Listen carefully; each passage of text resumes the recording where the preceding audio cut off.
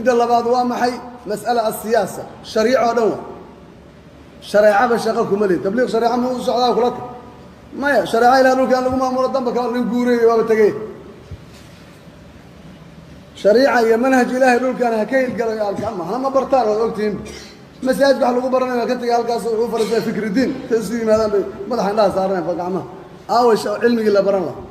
kutubtii sunanka iyo saxiixaynka ma bartaan cilmi ma bartaan marka shariicadiina waxay yidhahdeen waa siyaasad laa natadakhal ma dhex galno waxba nagama khuseeya oo kitaabka ilaah isagaa siyaasada isagaa sharci alla wuxuu u soo dejiyey addoommada inuu ku maamulo haddiiba manhajkii ilaahay alla lagu maamuli addoommada ugu talagalay oo yacni manhajkii nolosha ah aad tiraahdo xisaabtaba iguma jiro ee diin kale waa maaha diinta nebi maxamed calayhi salaatu wasalaam waa khiyaali khiyaali asiyaasa laa natadakhal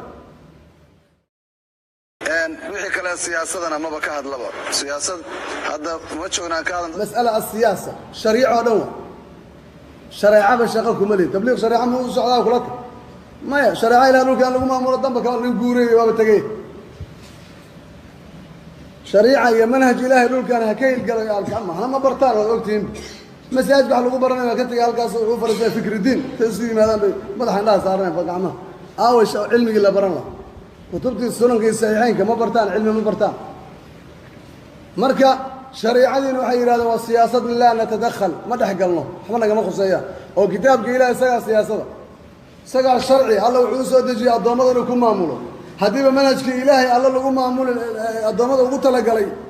oo yacni manhajkii nolosha ah aad tiraahdo xisaabtaba iguma jiro ee diin kale waa maaha diinta nebi maxamed calayhi salaatu wasalaam waa khiyaali khiyaali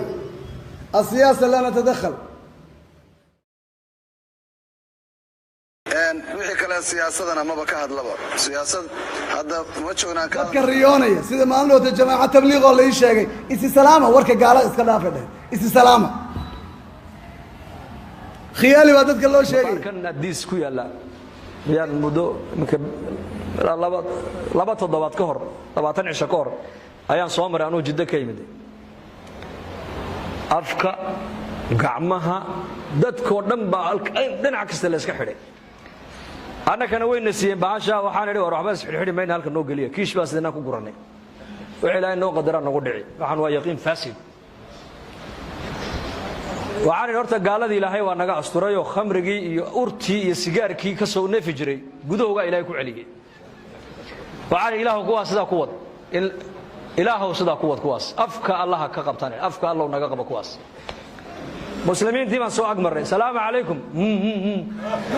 laa ilaaha ila allah laa ilaaha ila allah baan ku yidhi yaa muslim waan kuu ducaynayay haddaad ducada garanaysid qiimaheega assalaamu calaykum waraxmat ullaahi waa duco nabadgelyada ilaahay uma baahnid naxariista ilaahay barakaadka ilaahay uma baahnid وهو يقول لي وأنا أقول له السلام عليكم ولما كربا نقول هذا السلام عليكم ورحمة الله وبركاته يا الله يا الله مسلم والله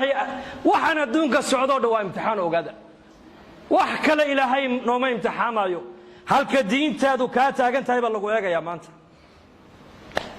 إن شاء الله هذا وكفر علينا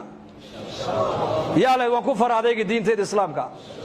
عليها نحيا وعليها نموت وعليها نبعث إن شاء الله آمنين هذا إن شاء الله حرق إلهي بان قبسنا دين إلهي بان أمد أبويرنا والعالم كم ما أنت حل كيسي ما أنت مسلمين تاهي سادة مسلمين تقرنا يا والله بالله حل كي إنك هاي وقرنا لنا لكن دين الإسلام كحل dad badan maanta way garwaaqsadeen wadano badan oo aadaanku mamnuuc aha sida Spain oo kale iyo Talyaaniga iyo banaanka laga eedaamaya imika gaaladii baa tiri duceeya muslimow ilaahay faraja keenay muslimkiina waxa uu leeyahay masaajida xidha oo madaarista xidha oo quraan ya muslim ma ilaahay baad ka baxsan markan waa markaad oran lahayd annaku ilaahay baan haysanaa isaga ku baxsanayna إن شاء الله هذا يا ودي يا رسول الله إلهينا نكون بحسنه وأنا مرق إلهي قبسنه dadaalka diintana waa inoo ballan soo maaha kii yidhi xalay toole roobka ilaahay fadligiisa iyo raxmadiisa roobka aan ku helay kii yidhi kaasi anuu ii rumeeyey buu ilaahay yidhi oo anuu ii aaminsan yahay xidigahana uu beeneeyey kuwii yidhi xalay toole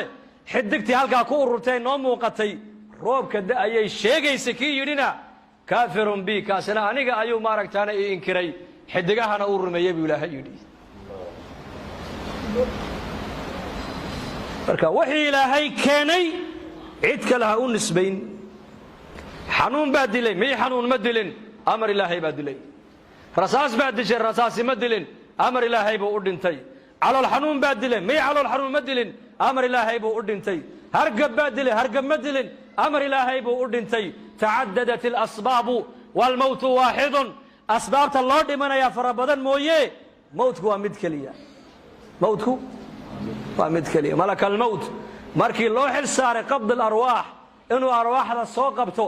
ayuu malagaas ilaahay baryo wuxuu yidhi ilaahuw shaqo culus baad aniga ii dhiibtee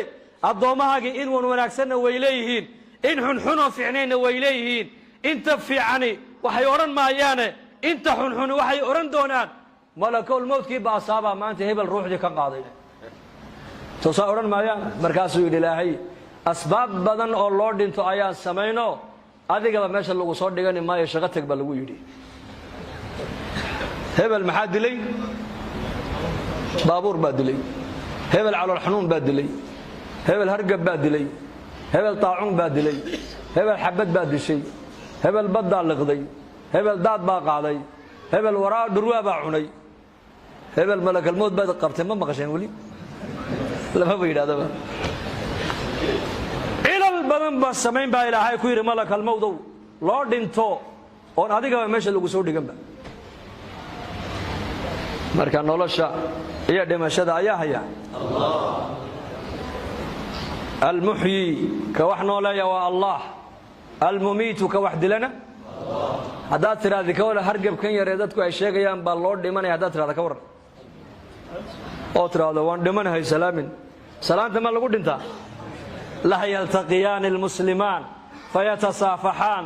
aw yatacaanaqaan ilaa gufira lahumaa qabla an yaftariqa laba muslim buu nebigu yidhi ma kulmaan oo isma gacan qaadaan oo isma mucaanaqeeyaan hadday sidaasi ay dhacdo buu rasuulku yidhi intaysa kala dhaqaaqin baa loo dembi dhaafaa buu rasuulku yidhi assalaamu calaykum waraxmat ullah markaad tidhahdina waa duco waa maxay waa maxay waa duco mataarkan addiis ku yaalla ayaan muddo laba toddobaad ka hor 20 cisho ka hor ayaan soo maray anuu jiddo ka yimid afka gacmaha dadkoo dhan baa dhinac kasta la iska xidhay annakana wayna siiyeen bahasha waxaan idhi war waxba isxidhxidhi mayna halka noo geliya kiish baa sidinaan ku gurannay wixii ilaahay noo qadaraa nagu dhici waxaan waa yaqiin faasid waxaan idhi horta gaaladii ilaahay waa naga asturayoo khamrigii iyo urtii iyo sigaarkii ka soo neefi jiray gudahoogaa ilaahay ku celiyey waxaan idhi ilaahu kuwaas sidaa ku wad ilaahow sidaa ku wad kuwaas afka allaha ka qabtaan afka allow naga qaba kuwaas muslimiintii baan soo agmarnay salaamu calaykum laa ilaaha ila allah laa ilaaha ila allah baan ku yidhi yaa muslim waan kuu ducaynayay haddaad ducada garanaysid qiimaheega assalaamu calaykum waraxmat ullaahi waa duco nabadgelyada ilaahay uma baahnid naxariista ilaahay barakaadka ilaahay uma baahnid وهو يقول لي وأنا أقول له السلام عليكم ولما كربا نقول هذا السلام عليكم ورحمة الله وبركاته يا الله يا الله مسلم والله وحنا دونك السعودة دوا امتحان وقادر وحكى إلهي نوم امتحان مايو هل كدين تادو كاتا أنت هاي بلغو يا مانت إن شاء الله هذا وكفر هذا يا لي وكفر هذيك دين تيد إسلامك عليها نحيا وعليها نموت وعليها نبعث إن شاء الله آمنين هذا إن شاء الله حرق إلهي بان قبسنا دين إلهي بان أمد أقويرنا والعالم كم ما أنت هل كيسي ما أنت مسلمين تاهيس هذا مسلمين تقرنا يعني والله بالله حلكي إنك هين وانقرن لنا لكن دين إسلام كحل dad badan maanta way garwaaqsadeen wadana badan oo aadaanku mamnuuc aha sida Spain oo kale iyo Talyaaniga iyo banaanka laga eedaamaya imika gaaladii baba tiri duceeya muslimow ilaahay faraja keenay muslimkiina waxa uu leeyahay masaajida xidha oo madaarista xidha oo quraan ya muslim ma ilaahay baad ka baxsan markan waa markaad oran lahayd annaku ilaahay baan haysanaa isaga ku baxsanayna إن شاء الله ده هذا يا ودي يا رسول الله إلهينا نقول بحسنه وأنا مرك إلهي قبسنه ذلك الدين تنوع ينوبلن سومها إن دعوتك شغينا أفر بلود لباب بلود بشر رمضان بس ودو ما دعينا مسواني تشكيلنا يا أنا وضيع مالين نقول وعدي ناير ومعايه بحتاك هذا بون ما تكدي سنة بحة أو ما تكدي سنة بحة تبليغ بحة هذا اللي بحي وايو لا سعوني وايو وركنا نيش شيغايو ايا لا ربا امد مي مغالين لا دحمرو لا يراادو قل آمنت بالله ثم استقم وركن ايا لا ربا ان تولوينك ميغا مغالوينكا مساجيدا مجالستا لا يرادا مسلمو حرق الهي قبسو بدبد ادونكن يا اخره هذا شقدا marka socod iyo ficil iyo xarakad aan lagu darin هذا الكلي وانيمك iga duubteen oo iga dhageysteen wax ma taraya ma tarayo aniga xaafadina maanta lugeynay nagu yimid tabliiq aduuna jirinimay maadeen runtaan sheegay waxana duuduubaysan anagu ma bajeclin ba imika inagu ma nagu ixtiraamay anigu yee in wax la iga duubana uma qalmo mana jecli waayo waxaan ku iraadaa anaku dadka anaka u tagno waaba soconaaba إن شاء الله بريت ولا مركز الهداية اجتماعي بين نوبل أما مذاكرة دي عصر كوكسو قريب قالنا إن شاء الله هذا بسم الله الحمد لله ثناء لله والصلاة والسلام على رسول الله اللهم اقسم لنا من خشيتك ما تحول به بيننا وبين معاصيك ومن طاعتك ما تبلغنا به جنتك ومن اليقين ما تهون به علينا مصائب الدنيا متعنا اللهم بأسماعنا وأبصارنا وقواتنا أبدا ما أبقيتنا واجعل الوارث منا واجعل ثارنا على من ظلمنا وانصرنا على من عادانا ولا تجعل مصيبتنا في ديننا ولا تجعل الدنيا أكبر همنا ولا مبلغ علمنا ولا إلى النار مصيرنا واجعل الجنة هي دارنا ولا تسلط علينا بذنوبنا من لا يخافك فينا ولا يرحمنا اللهم ارفع مقتك وغضبك عنا اللهم ارفع مقتك وغضبك عنا ولا تؤاخذنا بما فعل السفهاء منا وآمنا في أوطاننا وأصلح أئمتنا وولاة أمورنا وارفع عنا الغلا والوبا والزنا والزلازل والقحل والفسق والفجور والظلم والحروب والقبيلة والعصبية وسوء الفتن ما ظهر منها وما بطن عن بلدنا هذا خاصة وعن سائر بلاد المسلمين عامة يا مقلب القلوب ثبت قلوبنا على دينك سبحان ربك رب العزة عما يصفون سلام على المرسلين والحمد لله رب العالمين اللهم صل